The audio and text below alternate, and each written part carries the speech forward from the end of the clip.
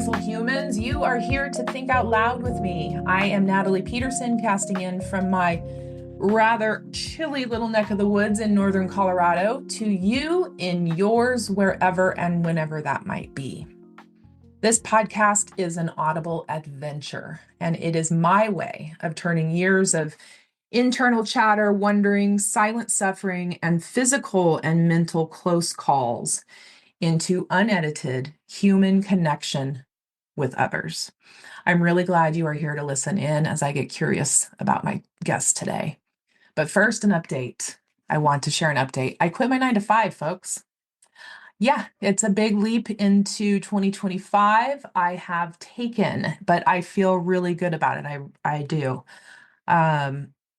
It was my birthday present to myself.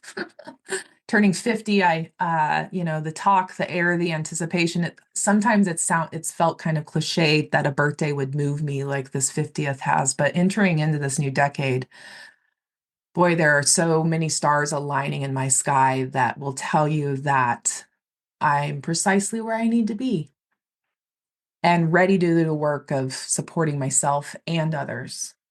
With the journey I've traveled, the healing I've done, the voice I've developed, and the heart-centered desire I have to be and thrive in community with others, I'm several fresh days into a beautiful new book. Not just a chapter, but a book. And this book is about life after a pretty significant paradigm shift. This book is finally about being. Be, do, have was taught to me by a sweet angel named Andy Burgess. And I just felt her just drop in with me and nestle in beside me. She was the one that taught me. My guest today, and Andy would have absolutely, there's a reason why she's here. They would have absolutely adored each other. Andy taught me the concept of be, do, have. And it took me an entire life to figure this out, that in any other order, be, do, have just doesn't work. Just doesn't work. The more I, considering a do, have, be approach to life, which might sound familiar to us, the more I do, the more I'll have.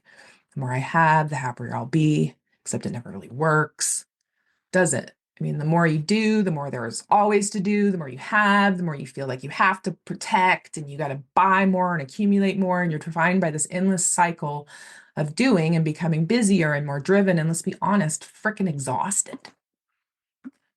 And when you're so focused on doing to have before being, you're not just overworking, you're desperately trying to manipulate your circumstances. That the amount of manipulation that we have got ourselves tied up in, trying to manipulate our circumstances. We're like trying to build these lives around an idea of control, like how things look and over our status and where we live and what others think. And or even worse, on the inside, we're numbing, emotions. We're like trying to like steer our bodily everything, our energetic, our all of it. We're trying to be these control freaks. Or there's the have to be trap, and that one goes, when I have enough time, money, the mansion, the car, or the recognition, then I'll do what I've always wanted to, and I'll be happy and fulfilled. Except the truth is, you rarely have enough to feel ready, and so there goes the cycle again. The longing continues. Neither path works. The shift is be, do, have. It asks a fundamentally different question. Who do I want to be? Not what do I need to have before I begin, or what checklist of tasks must I do to earn my worth. Instead, it starts with being. Living as your authentic self allows you to do what feels meaningful. And the rest? They're rewards. And they come in an array of colors. And they naturally follow. So who do you want to be? My guest today has had her own absolutely beautiful journey to being. And I am excited to introduce everyone to Patty Nagle. Patty is joining us from outside the incredible little town, a city. Do we call it a city? A little town. It's got to call it a town of Santa Fe. And she is the founder and guiding force behind the great allowing. Patty, say hi to everyone. Hi, everyone. It's an honor to be here. Awesome. Yay! Patty is a licensed mental health counselor in New Mexico. She is a certified Grof breathwork facilitator, and she is an expanded states of consciousness consultant. Boy, don't say those fast. Mhm. Um, Patty's dedicated her life's work to facilitating transformative processes that foster growth and change, both at the individual level and within the collective. By transformative processes, Patty is referring to those profound life experiences that engage the mind, the body, the psyche, and soul, inviting us to confront challenges, question assumptions and conditioning, and ultimately reimagine how we navigate and interact with the world around us. It's through this exploration, Patty aims to inspire a deeper understanding of ourselves and our shared human experience. Gosh, I'm so excited to talk to you. Patty, before though, we get into the deep end, that's you and me. I just had a visual. Patty and Natalie in our little pool with our little pool floaties going into the deep end. We're starting in the shallow end first.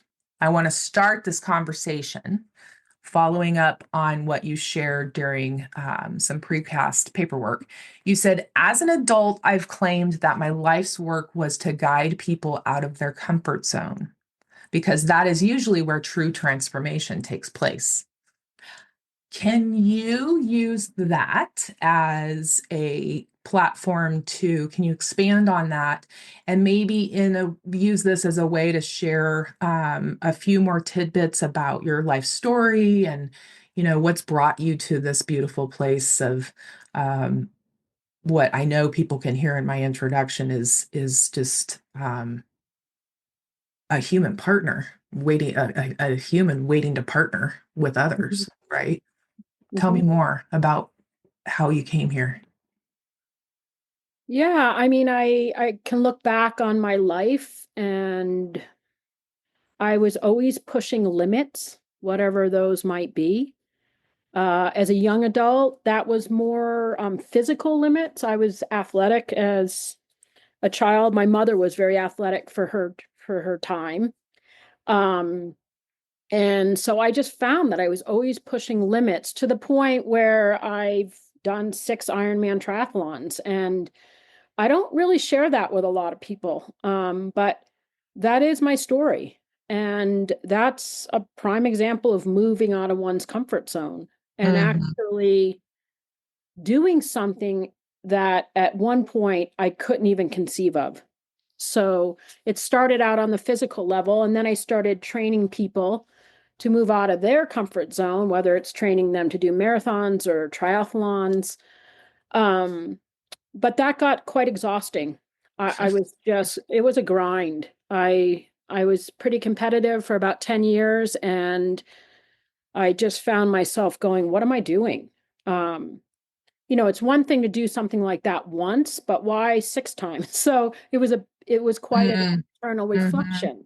Like, what am I doing this for? Mhm. And so I took that to a different level when I went to New York City to a Revolution of Hope conference back in the 90s and listened to Joan Halifax talk. And she's a Buddhist Roshi here in Santa Fe. And she was talking about vision quests. She was leading groups on vision quests or wilderness fast to not exploit the Native American tradition. Mhm. And that entailed a 10-day retreat, 4 days and 4 nights, out of which you spent solo with just water in the desert. So, of course, I was like, I need to do that. Um, and so that's the first time I came out to the Santa Fe area. And at the time I brought my whole I'm going to succeed, I'm going to achieve, I'm going to overcome, I'm going to live through this. And that experience, which was not about doing, I would have to say was a huge shift for me because the facilitators saw in me, actually, it was a risk for them. They saw in me someone that kind of was very much action oriented, overcoming, achieving. And they were like, this is not what this is about. This is actually about being in nature. And I had never experienced that before. So that was a big push out of my comfort zone. Um, and it was in the middle of the desert here in Santa Fe. I was from New England. I was a New England girl, and so this was really out of my comfort zone. I'm deathly afraid of snakes, and so I was imagining leading up to this that I could outrun snakes. I thought they chased you. Learned a lot since then, but the point being is, I always found myself moving out of my comfort zone, and because that's where true change takes place. Mm-hmm. And then I got into the breath work, the holotropic Grof breath work, into the psychedelic work. And that was a whole moving out of my comfort zone again. Mm-hmm. It wasn't about anything external. It was about navigating my comfort zones internally and Mm-hmm. really pushing those expanded states of consciousness. Mm-hmm. So, and I love Natalie, the Be Do Have. And I'd have to say I spent the first 35 years of my life not in any different order of those three words, but do. Do. And I tell a funny story about my mom, who was didn't matter what you did, just keep doing something. She Yes. came, yeah, right. And she came to visit me in Santa Fe, and she would drop me off at work and come back and take care of my dogs, my two dogs. And she came down to pick me up from work, and I said, "How was your day?" And she said, "Good." And I said, "How are the girls?" Meaning my dogs. And she said, "They're fine, but all they do is lie around." And I was like, "What?" And she said, "Yeah, all they do is lie around." So I finally told them to get up and go outside and find something to do.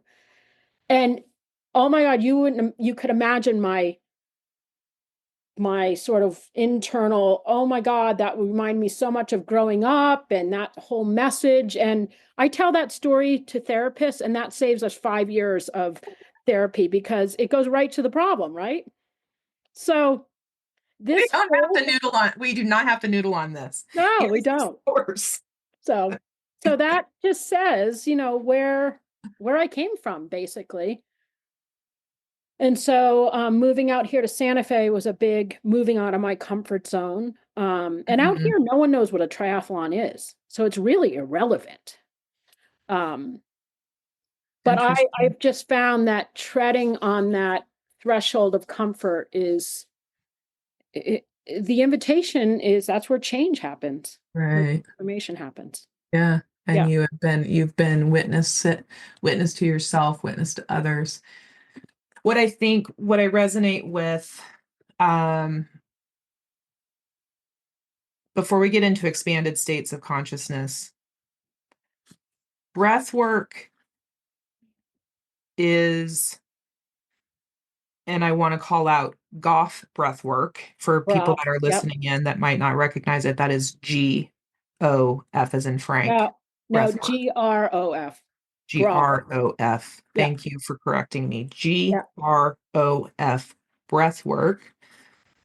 Um, breath work has given some folks, if we can steer into, oh, I know what I was going to say, that um, in this comfort zone, right? I think if I can relate to your story, it's those do years very much. I was right there with you, right? Um, I never took the time to look around me much. I was known as a helper. I was known as a person that you could always count on. I'm as loyal to I like till the day is long, you will always find me there to help. Yep. Um, I know that but one. but it wasn't my mm, it wasn't my number one priority was to get things done. Like that's why I spoke up when you said that. Like just as long as you're in motion, that is what matters. I could give a shit what you're doing, right? So I think then that you get to this place where you realize this really works, right? And if I take the time to look around me, I've started to connect with a community that feels this energetic nod that yes, there is something here. Keep moving, keep moving. And then these blinders start to come off as these connections get stronger with the people that are also in this place to a point where you know that you are far enough into this as a way of doing life that you can confidently turn around and help others, you know? And that to me, like that's where I have spent so many years just like, you know, and my first attraction to you was what can I get from you, right? Um, Now one of my next thought is, and who do I connect? Because I'm Mhm. like this now. My arm is back. Because I'm like, this now is my role to play in this. It's a connector. Who can I introduce to Patty that needs her? Right. And you can't get to that place just by saying that you're going to get there. And you don't recognize when you get to that place, except for when you finally do. And Mhm. then you're like, yeah. And then I feel like it becomes a calling. Yeah. Sometimes that happens for folks spitting right out of the gates, you know, and they're living it. Some of us, it takes a minute to get there. Mhm. Or years. Yeah. But that's what I relate to. So now I want to hear about Grof. GROF, breath work, and then I want to get into expanded states of consciousness as the heart of what we're up to, because that really this my my hope is to really understand this concept of the great allowing. But Grof breathwork in just a few minutes. Tell us about that as like what it what it gives people Mhm. and what your experience is with it. So I just want to note that Grof breath work is the same as holotropic breath work, and I'm not going to go into the story, but there's two different factions. They all grew out of Stanislav Grof's work. Um, and he and his wife developed holotropic or Grof breathwork back after psychedelics became illegal. He was swimming in the water of psychedelics in the 60s. He facilitated over 4,000 LSD assisted psychotherapy sessions. He's a psychiatrist, and he needed to find a way to invoke an expanded states of consciousness without substances, right? So he developed holotropic breathwork. And I just need to say that this term breathwork is a buzzword. It's Mm-hmm, all over the place. mm-hmm, Holotropic or Grof breathwork is not a technique, it's an entire process. To just give a little bit of a context, it's done in pairs. So you have someone breathing and mm-hmm. you have a sitter who is the first line of support. And I could spend a whole podcast about that. I'm having you back. Yeah. And this is why it's such a valuable experiential tool for people who are want to be trained as a psychedelic as Mm-hmm, a psychotherapist. mm-hmm, Anyway, each breathwork session lasts 2.5 to 3 hours. So this is not a technique where you breathe in through the nose and out through the mouth. mm-hmm, And it's usually done in a group, which can be intimidating for people, but it's beautiful because the community it forms is quite extraordinary.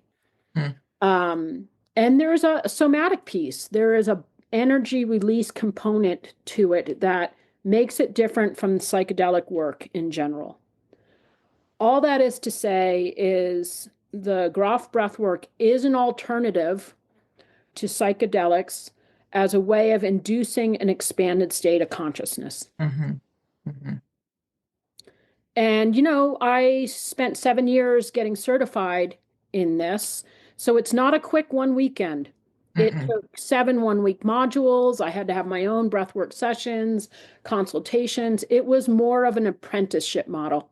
Absolutely. And I feel like it should be. It Knowing should be. what you know It shouldn't Yeah, be buzzy. This isn't buzzy trendy. This is a right. very, um, this It's is a deep very work. real. Yeah, Yeah, it's deep work. interesting. So did I that, have participated in breath work in many settings, and I can say everything that you shared is true. And I think that um, it is something. Um, there's also some. Well, you mentioned the community. There's also something very special about being a sitter and being. yep. It is a journey in itself. I think, in my own experience, that the entire, yeah, the A lot of entire, people are so surprised, and their comment or what they share is the sitting was just as powerful as yeah, the breath work. yeah, So yeah, it does and an surprise them. honor, and an Yeah, honor, an yep, yep. And it's not very often that we either can receive someone's attention, presence, or give our own presence and attention for 2.5 hours straight. It's a capacity. It's a capacity that it's a process to be, quote, a good sitter. honor. Yep. Hmm. Yeah, it is an honor. The community that you share there, I'm sure that there's some, and just the actual geography that you're in. I would imagine that there's um, some really good, just foundational support for breath work and just the energy that's there really supports the effort as well, right? Mhm. Yep. Um, There's a lot of overlap, I'll just say, between the Grof or holotropic breath work and the psychedelic work as it's being used today in a healing context. In fact, some of the, quote, more the trainers and the people involved in psychedelics, like Rich Doblin and some of the people doing the MAPS training, whose trainees actually went through holotropic breathwork facilitation training 30 years back. So there's quite a legacy there. I didn't realize that. That's a very and again, of course they would because yeah, learning to navigate those enhanced. Yep, Yeah, no matter how you get there, learning to, and exactly. I would much rather I mean, everybody's got their own taste for things, but I would much rather have someone um, that's able to journey with me um, without journeying themselves intentionally, that we share my journey. Yes. Um, so that there would be such a tight connection makes total sense. So let's dig into this enhanced states of consciousness and just really, I don't know, set the bubble of the room that we're working in. Um, Tell me what is your definition of an enhanced state of consciousness? Yeah, an expanded state of consciousness, altered state of consciousness, holotropic state of consciousness.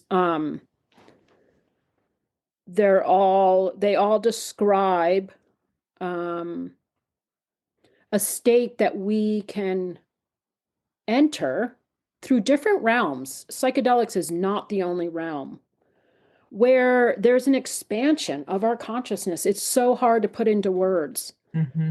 This work in expanded states of consciousness often is beyond words, but it's getting beyond our reference as humans walking this earth. It's kind of like there's a lot of people experience that there's so much more Yeah. than we can see, taste, kick, feel.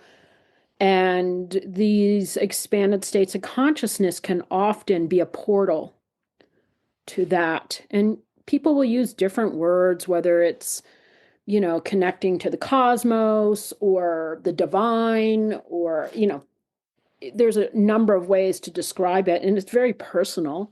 Hmm. Hmm. But And everybody's experience of expanded states of consciousness are different. There's Hmm. no one. So people will say, well, what do people experience? There's sky's the limit. It's Hmm. limitless. So, um, I will say that the terminology is important because you can actually, an altered state of consciousness can be induced by things like, you know, drugs, alcohol, toxins. So there's ways in which you can enter an altered state of consciousness without it being from a healing context. So that's why I use expanded states of consciousness because it kind of has a Hmm. little bit of a delineation. Hmm. Yeah. Hmm.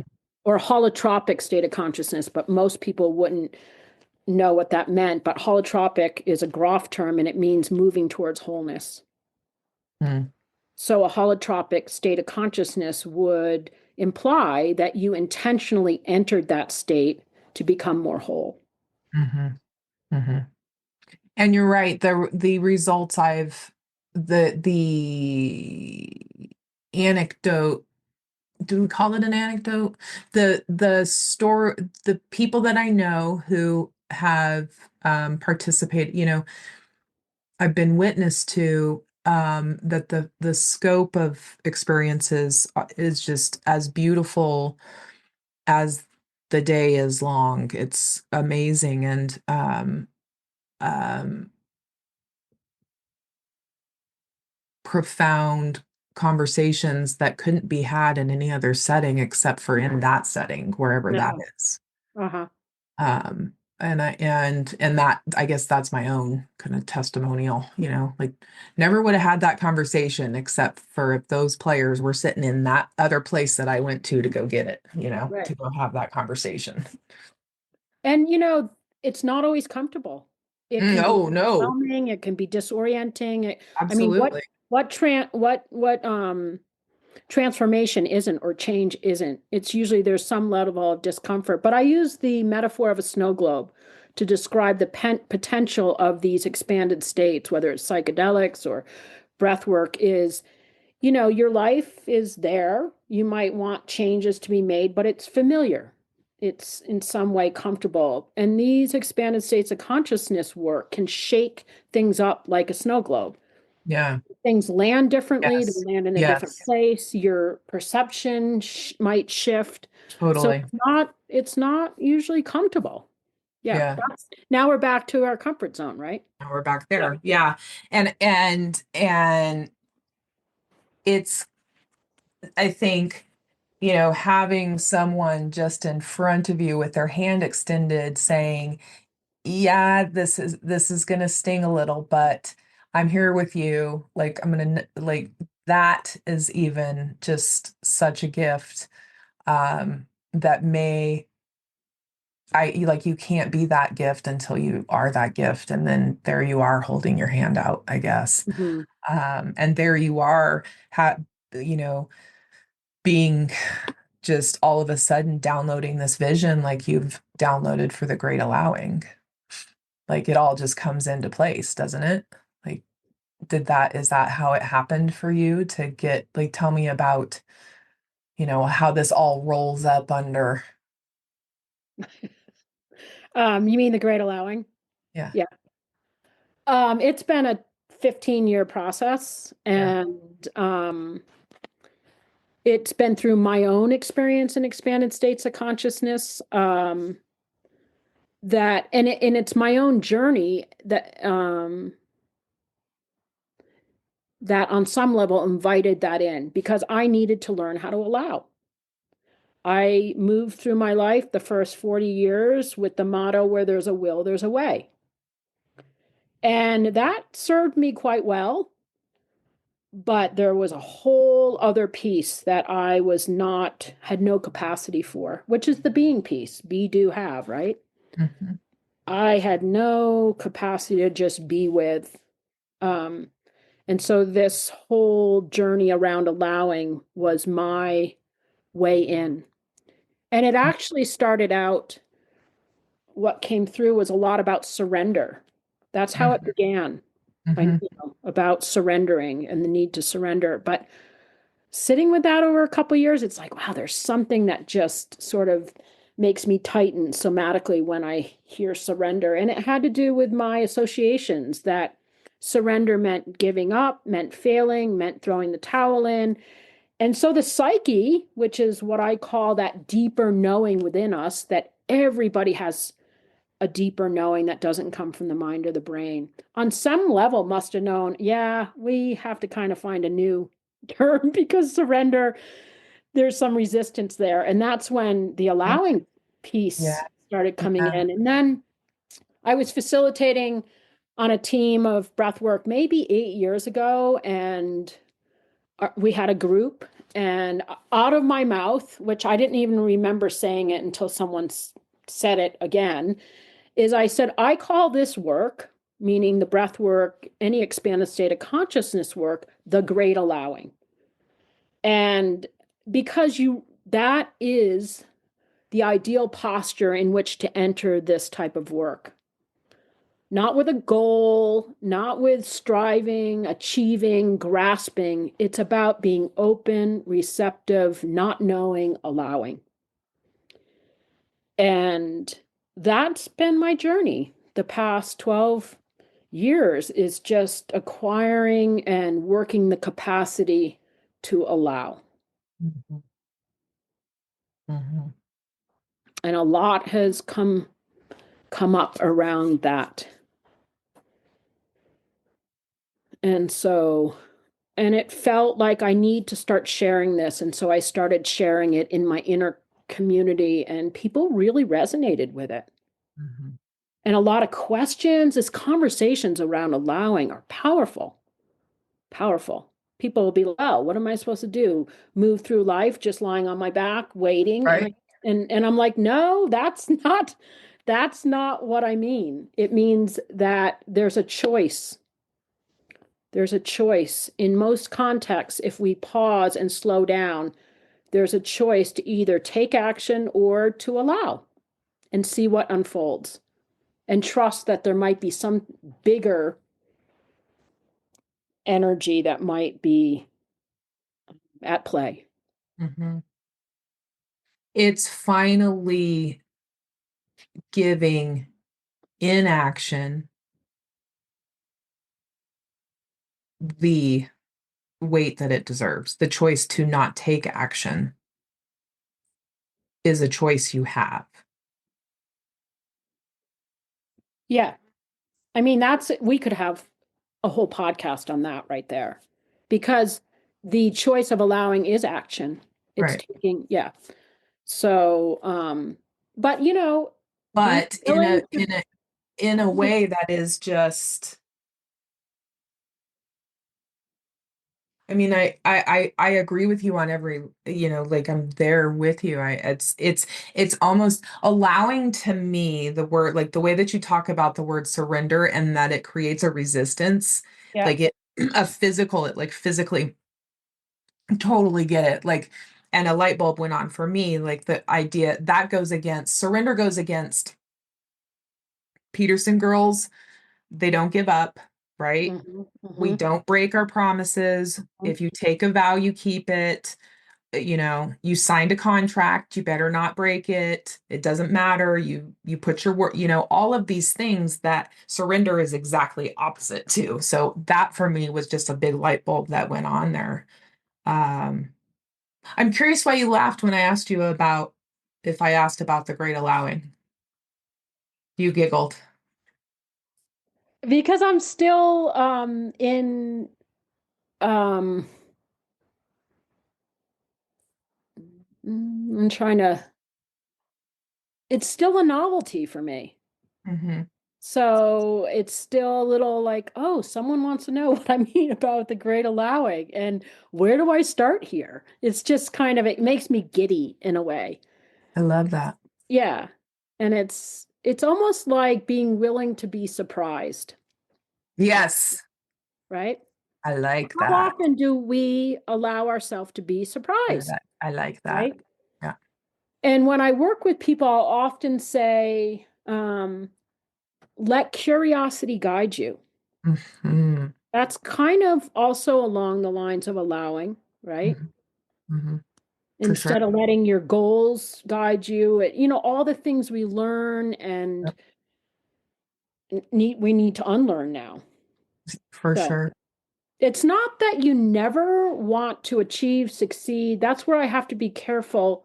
Hmm. It's about um, Hmm. being open to any given context or moment. Usually, if we slow down, we have a choice. And when we don't slow down, we start being controlled by what I love this term, our default mode networks. And this is a term that you'll see referenced in psychedelic work, and it's in default mode network refers to those neurobiological ruts that usually get established very early on in our lives to adapt to the environment we're in. And they inform the way we move through the world, our patterns, our thoughts, our beliefs, our assumptions. And they're literally neurobiological ruts. Hmm. And we're often not conscious of them. We just kind of move through the world the way we've learned. And this work in expanded states of consciousness, the way I describe it, is it has the potential to bump us up out of our default mode networks, our patterned way of moving through the world. And from there, we can see things from a different perspective. And from there, we Hmm. usually have different choices that we're not aware of. But I like to say that the expanded state of consciousness experience often does not result in the change.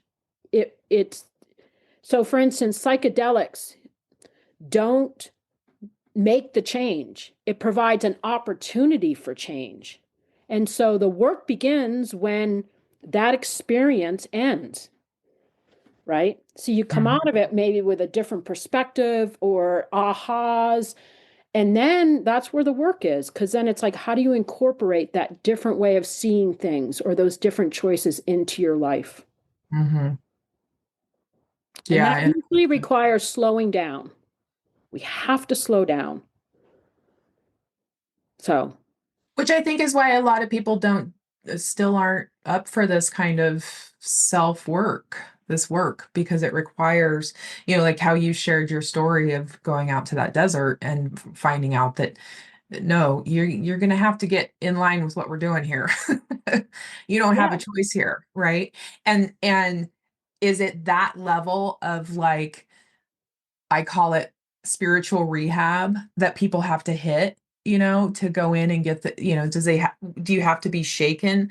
Yeah, there's some that have to be shaken. And then there's others that finally reach a fork in the road where they start to, you've used the word, I overuse the word. It's kind of my calling card is being curious. yeah, It's permission to that's the entire driving force behind this podcast is just tell me more. It's yeah, fascinating t- yeah, and if I think back, Patty, over the you're my 50 something, I'm getting up on 60 episodes, the journey that it's taken me, curiosity, the little breadcrumb path that has put me to you, that's cool stuff, yeah, right? And I think I don't know. I'm giddy with you. I sensed the energy when you giggled, and I am tickled with myself that I called it because I thought, I think this looks good on you though. This does. This great uh-huh, allowing. yeah, There's meat there. There's juice there that as you continue to share it and put voice behind it, it will continue to blossom.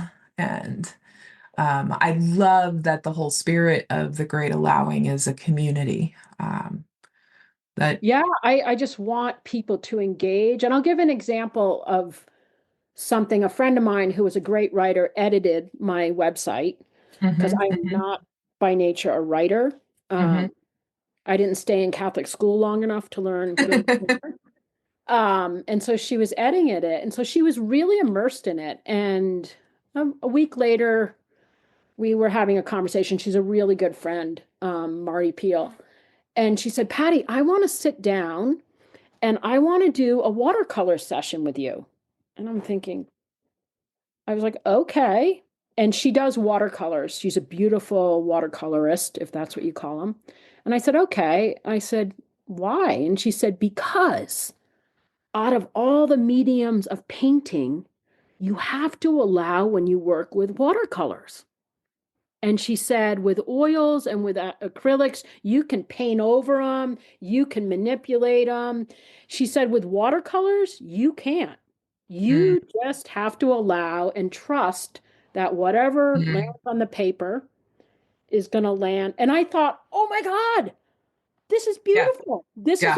This is an example of how I want people to engage. Like, They what are you feel it. discovering? Yep. Yeah. What are you discovering around allowing? Yeah, yeah. I love that. Yeah, Yeah. that's beautiful. That's Yeah. real time feedback and the taking on of and the taking on of the freedom that comes with allowing. I have been known to use the story of, and now I've questioned myself over the years. I don't know if is it olive oil that's doing it or is sweet pea doing it. Setting is Popeye cartoon. We're in a construction zone. It's a high rise. We're putting I-beams on top of I-beams, right? I mean, it's like Grand Central Station with things lifting and going, and it's either sweet pea or olive oil that are I think olive oil is chasing sweet pea, and sweet pea is running off the ends of the I-beams just as the next I-beam hits, and there goes sweet pea, and the Yeah. I-beam saves sweet pea, and sweet pea doesn't know any different. The Yep. world is always there to meet sweet pea's next crawl. Yep. That is the great allowing. It's trusting that the next step is going to be revealed. Yeah. Love Yeah. it. And that Popeye. for a lot of people is moving out of your comfort zone. Trust me. I Mhm. know. Yeah. Yeah. Yeah. Yeah. So, Mm. Good stuff, Patty. yeah.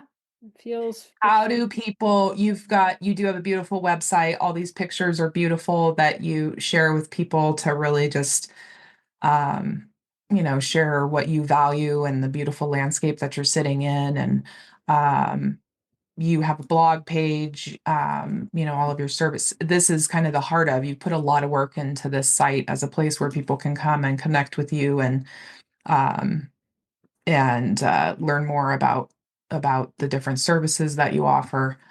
That's thegreatallowing.com, which is a fantastic URL. Were you it's just not like, hard to remember, right? Yeah. were you so stinking excited when you typed in Yeah. that and it was available and you said, what? Yeah. Talk about the universe saying, welcome, Patty. We're so glad you're here. Yeah. Yeah. Synchronicity, that's the way it works. If you allow, there's a lot of synchronicities. Yeah. Yeah, so I have a website. I just launched it a few weeks ago. Per my typical nature, I wanted it to be perfect. And then I just got to the point, like, I just need to take the next step. So it's a Good work for in you. progress. Yeah, You probably go to the homepage and it's a little bit different.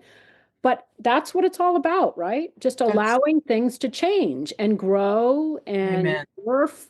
So it's a work in progress, but at this point, I've put up the first blog, and the invitation is for people, and there's some prompts about Hmm. allowing, is to go in Hmm. and just reflect and then share what their experience is. And my vision is that a community conversation will start to take place. And things like my friend Marty saying, oh my God, working with watercolors is Hmm. a form of the great allowing. That's what I'm hoping. So Hmm. it's not mine, it's ours. It's our kind of collective exploration of allowing. I love it. I love it. Thank you. Yeah.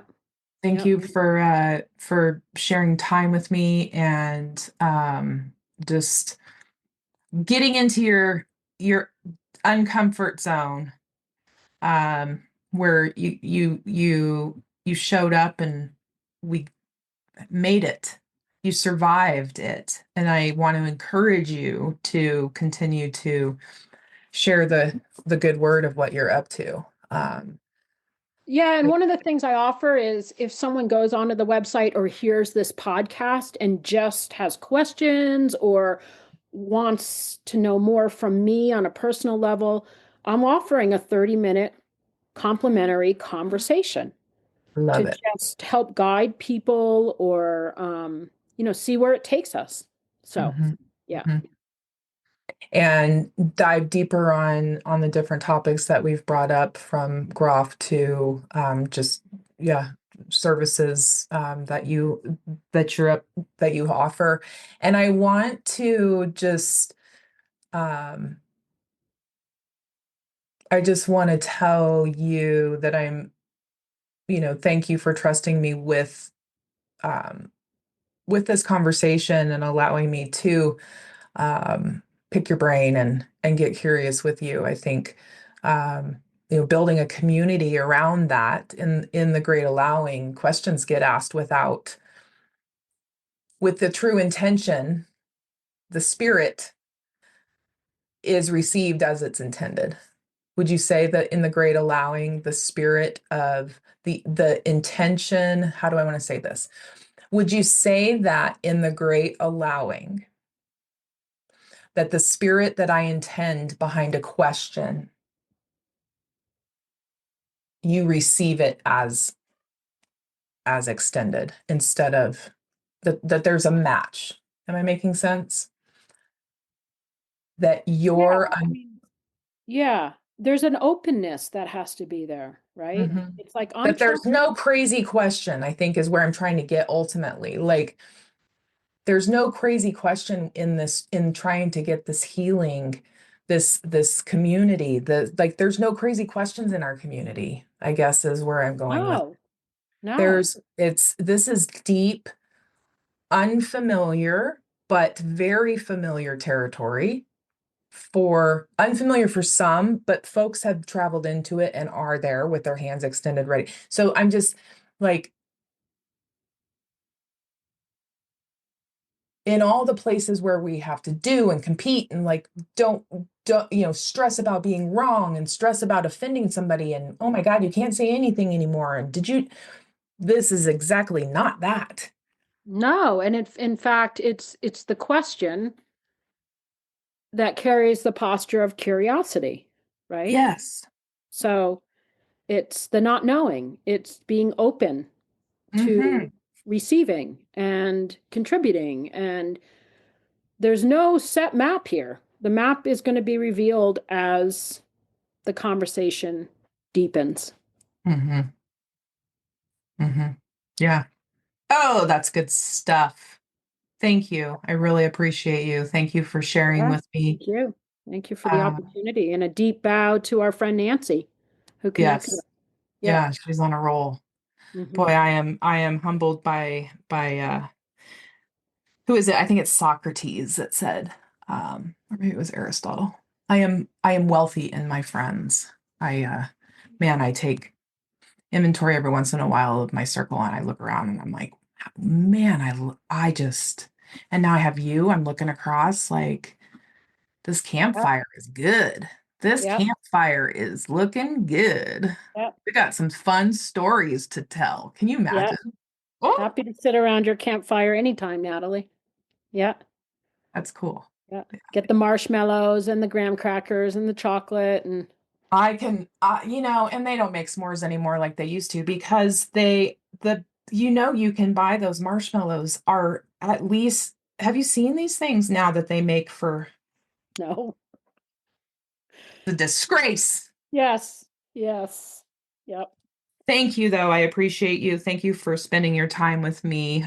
We happen to be in the same time zone, and that you carved some time out of this beautiful winter afternoon with me is, yeah, it's good. And I feel rather confident that this is our second time seeing each other, and I definitely know it's not our last.